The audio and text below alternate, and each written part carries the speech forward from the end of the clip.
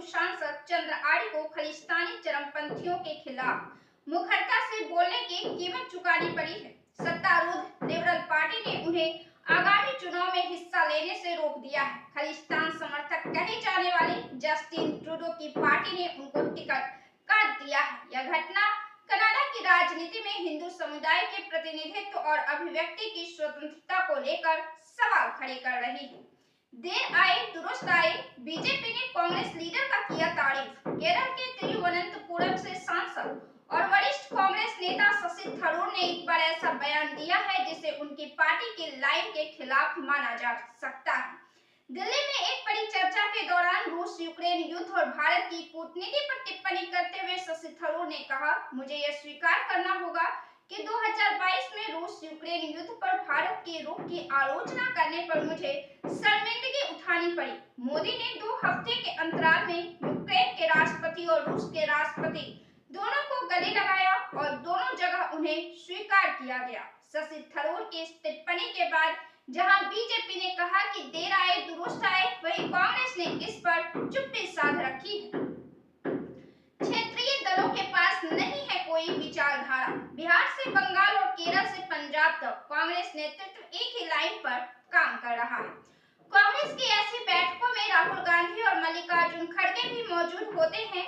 State unit को कांग्रेस नेतृत्व का साफ साफ संदेश होता है कि कांग्रेस अब अपने चुनावी हितों से किसी तरह का समझौता नहीं करने वाली है। बिहार में भी दिल्ली की तरह कांग्रेस की कई कमजोर कड़ियां हैं, लेकिन कुछ पहलू ऐसे भी हैं जो कांग्रेस को काफी मजबूत बनाते हैं। मुस्लिम वोट बैंक, मुस्लिम वोट पर दावा तो आरजेडी का ही है, लेकिन कांग्रेस की पैठ भी ठीक ठाक ही मानी जा सकती है। कोसी सीमांचल में कांग्रेस मजबूत स्थिति में है। देश की सबसे पुरानी पार्टी होने के साथ ही कांग्रेस पर आरजेडी या बाकी क्षेत्रीय दलों की तरह किसी जाति विशेष की पार्टी होने का भी ठप्पा नहीं लगा है। कांग्रेस के राजस्थान चिंतन शिविर और भारत जोड़ो यात्रा के दौरान राहुल गांधी कह चुके हैं कि क्षेत्रीय दलों के पास कांग्रेस की तरह कोई विचारधारा नहीं है।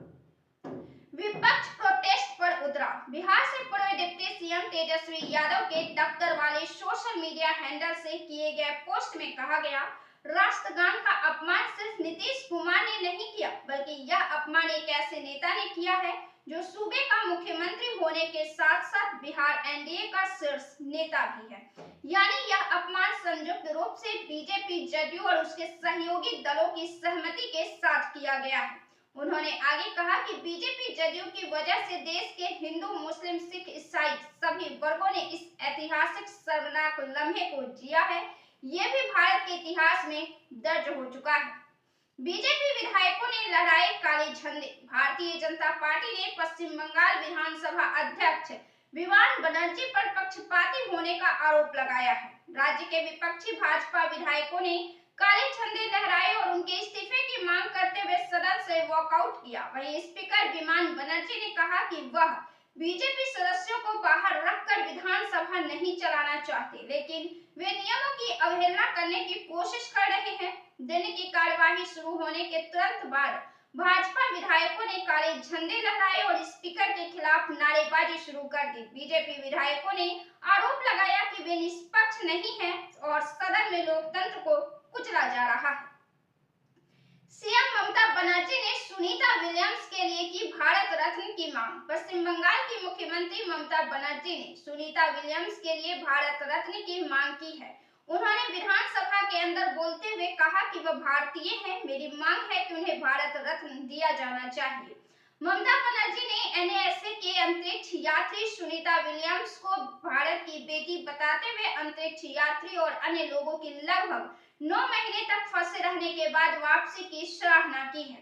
नीतीश कुमार के लिए उतरे अशोक चौधरी। बिहार में राष्ट्रगान को लेकर नया बखेड़ा खड़ा हो गया है। विपक्ष मुख्यमंत्री नीतीश कुमार पर राष्ट्रगान का अपमान करने का आरोप लगाकर उनसे इस्तीफे की मांग कर रहा है।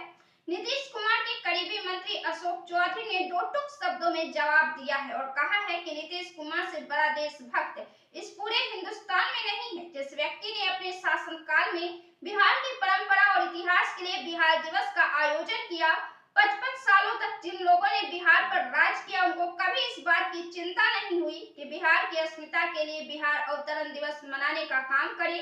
जब बंगाल से बिहार अलग हुआ तब उस तारीख को सीएम नीतीश कुमार ने न सिर्फ बिहार दिवस मनाया बल्कि बिहार गान और बिहार गीत के जरिए राज्य की भावी पीढ़ी को गौरव का बोध महसूस हो इसके लिए काम किया। वैसे नेता को लेकर इस तरह की बात कहीं से जायज नहीं है। निशांत को सीएम बनाए नीतीश। राबड़ी देवी ने कहा कि मुख्यमंत्री ने बिहार को शर्मसार करने का काम किया है।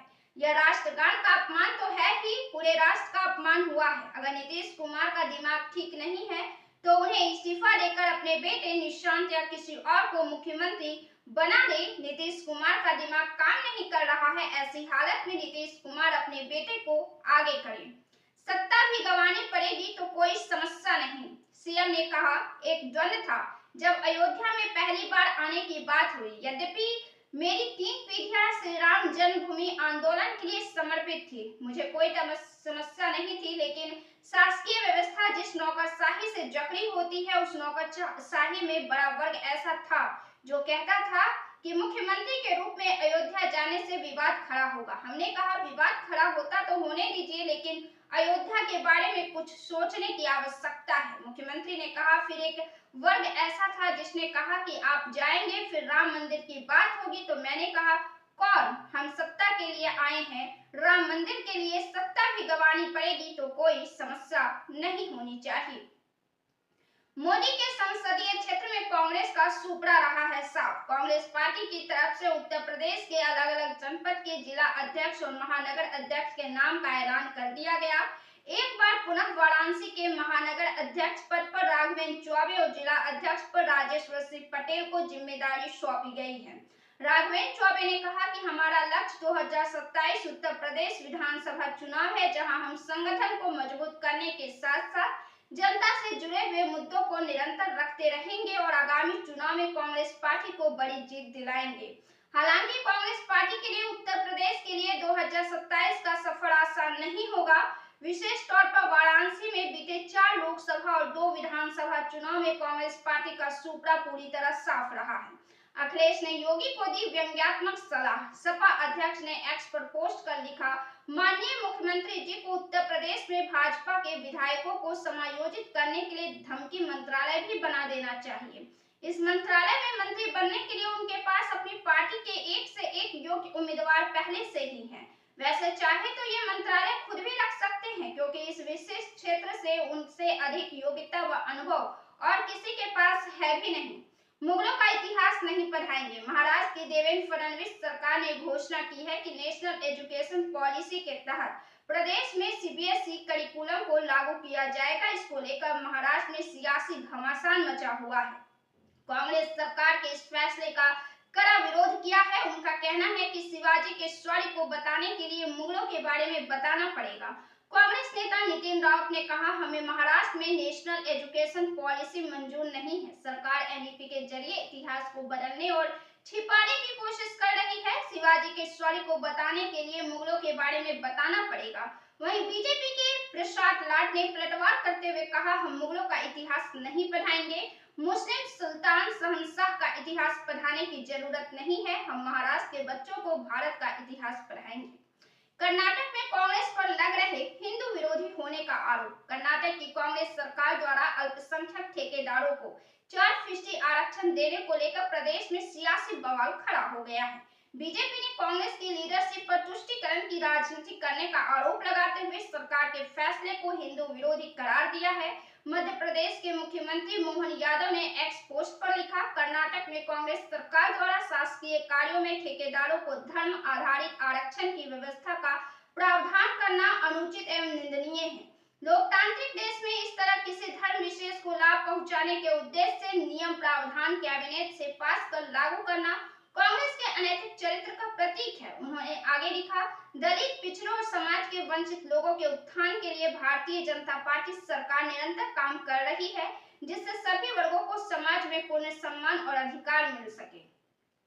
विधायक बना कुंभकर्ण। कांग्रेस विधायकों ने कथित परिवहन घोटाले की निष्पक्ष जांच की मांग को लेकर सरकार पर दबाव बनाया और संतोषजनक जवाब न मिलने पर सदन से बाहर चले गए। विधानसभा में नेता प्रतिपक्ष उमंग सिंघार ने आरोप लगाया कि बीजेपी की सरकार अब तक यह साफ नहीं कर पाई है कि दिसंबर 2024 में भोपाल के पास मिंडोरी गांव में एक लावारिस एसयूवी से जब्त किए गए 52 किलोग्राम सोने और 11 करोड़ रुपए नकद का असली मालिक कौन है। उन्होंने यह भी आरोप लगाया कि सरकार परिवहन विभाग के पूर्व कांस्टेबल सौरभ शर्मा से जुड़े ठिकानों पर हुई छापेमारी में मिली डायरी का ब्यौरा छिपा रही है। सरकार के जवाबों से असंतुष्ट कांग्रेस विधायकों ने नारेबाजी की और विरोध प्रदर्शन में एक विधायक ने कुंभकर्ण की वेशभूषा धारण की, जो महाकाव्य रामायण में अपनी गहरी नींद के लिए प्रसिद्ध है, जिससे उन्होंने सरकार पर निष्क्रियता का तंज कसा है। हुड्डा और विज के बीच कड़ी नोकझोंक से गरमाई सदन, जब भूपेंद्र हुड्डा ने शिक्षा, स्वास्थ्य और कृषि क्षेत्र के घटाए गए बजट पर सवाल उठाए तो ऊर्जा मंत्री ने खड़े होकर उनसे जवाब मांगा कि वे बताएं किसका खर्चा कैसे घटाया जाए। इस पर दोनों नेताओं के बीच तीखी बहसबाजी हुई। पूर्व सीएम ने कहा, स्पीकर साहब, यदि इनका यही रवैया रहा तो वे सदन में इन्हें बोलने नहीं देंगे। इसका जवाब देते हुए ऊर्जा मंत्री ने कहा, मुझे जनता ने चुनकर भेजा है और मैं 5 साल खुलकर बोलूंगा और तुम्हारी जान खाऊंगा। विज ने दावा किया कि इनके शासनकाल में उन्हें बोलने के लिए संघर्ष करना पड़ता था। वहीं इस हंगामे के बाद स्पीकर ने टोकते हुए मामले को शांत कराया।